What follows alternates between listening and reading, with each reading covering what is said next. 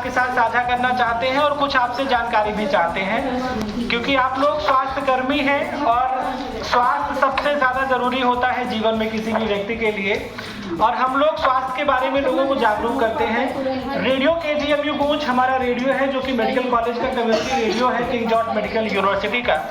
तो वहाँ से हम यहाँ पर आए हैं सिर्फ इसलिए कि किस तरह से बच्चों का जो टीकाकरण ये कार्यक्रम चल रहा है उसमें क्या कुछ काम यहाँ पर किया जा रहा है और किस तरह से आप लोगों की जो भूमिका है जन जन तक स्वास्थ्य की जानकारियाँ पहुँचाना, लोगों को स्वास्थ्य के प्रति जागरूक करना, उसको लेकर के आपके मन में क्या कुछ बातें हैं, कितना काम आपका मुश्किल है, कैसे आप ये काम कर पाती हैं, इन तमाम चीज़ों को जानने का हम प्रयास करेंगे।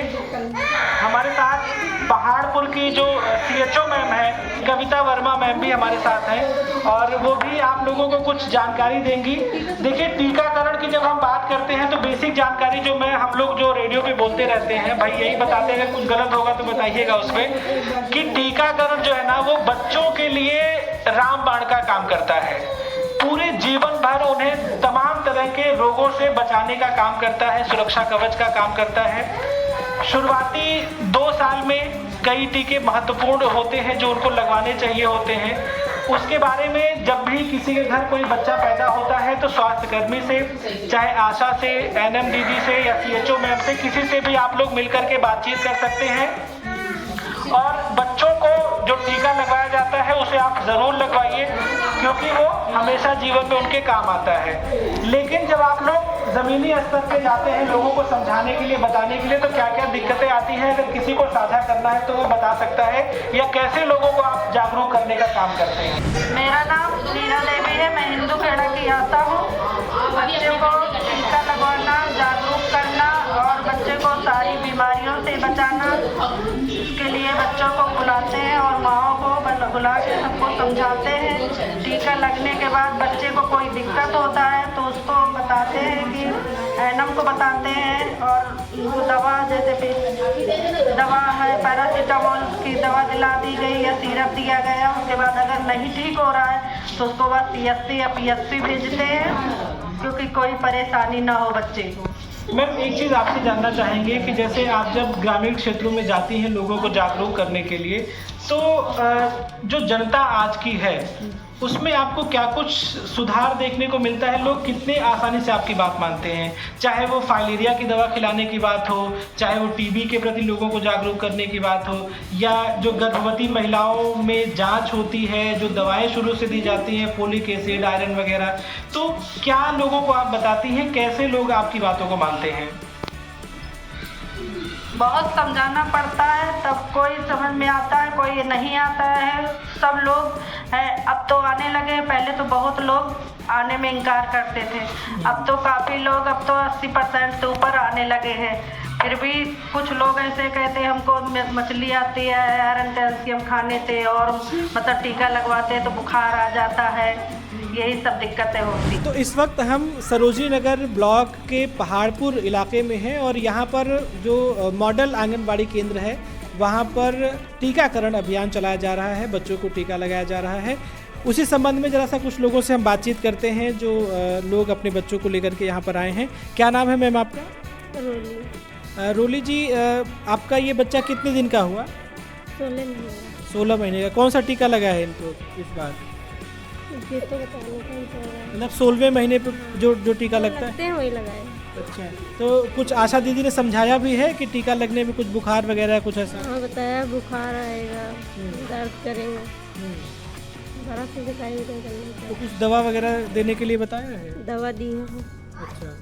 अच्छा, ये बताइए, जो बच्चों को टीका लगवाने के लिए आप आई हैं, बुखार आएगा, दवा देना पड़ेगा, तो ये टीका ज़रूरी क्यों है इतना? जो बच्चों को बीमारियां उनसे बचाने के लिए होते हैं टीके। अच्छा, ताकि भविष्य में कोई गंभीर बीमारी ना हो। हाँ, बीमारी ना हो कोई बड़ी। अच्छा, तो अभी तक कोई टीका छूटा तो नहीं है बच्चे का ना? नहीं। ये बताइए, आशा दीदी कभी घर आपके जाती है कुछ बातचीत करने के लिए? स्वास्थ्य कर्मी कोई घर जाता है कभी? हाँ, जाती।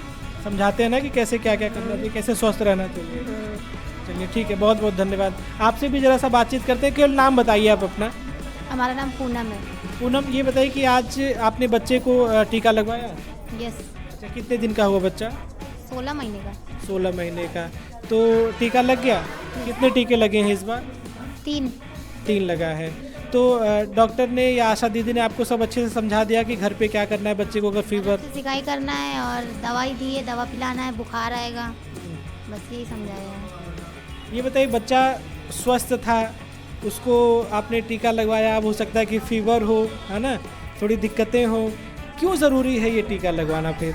आगे चल के कोई बीमारी ना हो इसलिए लगवाया जाता है ना ये टीके, कि बच्चे का भविष्य अच्छा रहे, इसीलिए लगवाते हैं। और तो हमें पता नहीं कुछ। अच्छा, आशा दीदी लोग कभी घर पे जाती हैं आपको? हाँ जाती हैं, बताती हैं, समझाती हैं, बच्चे के लिए सुई लगवाना, यही सब बताती हैं।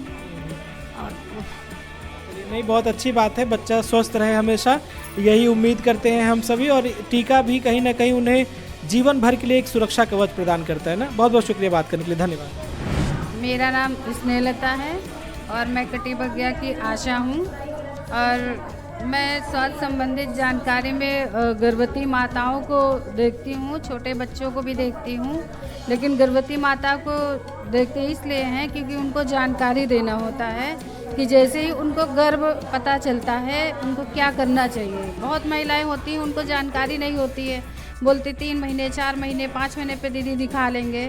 मैं सोचती हूँ नहीं, उनको ये चीज़ें हमें बतानी है कि भाई जैसे गर्भ का पता चलता है सबसे पहले हम लोग टिटनेस के टीके लगवा देते हैं, फिर उन महिलाओं को समझाते हैं कि चलिए हॉस्पिटल चलिए और डॉक्टर साहब को दिखाते हैं, उनकी प्लस जांचें कराते हैं, जो भी डॉक्टर्स जांचें लिखते हैं उनको जांच करवाते हैं और जांच में अगर कुछ भी पॉजिटिव निकलता है तो डॉक्टर साहब को दिखाते हैं। जैसे जैसे वो फॉलोअप करने के लिए बोलते हैं, अगर कोई बीमारी है गर्भवती माता को तो वो डॉक्टर साहब बोलते हैं आपको ये करना है, दवाई देती हैं, आयरन देती हैं, कुछ जांचें होती हैं, वायरल मार्कर होता है, अगर उसमें कुछ भी होता है तो वो डॉक्टर साहब देखते हैं और उनको ये भी समझाते हैं कि महीने में 4 जाँचें होती हैं, महीने टू महीने जाँचें होती हैं गर्भवती माता की और वो जांचें कराती रहें, डॉक्टर के संपर्क में रहें, डॉक्टर जो सलाह देती हैं वो फॉलोअप करती रहें और स्वास्थ्य संबंधित जानकारी लेते रहें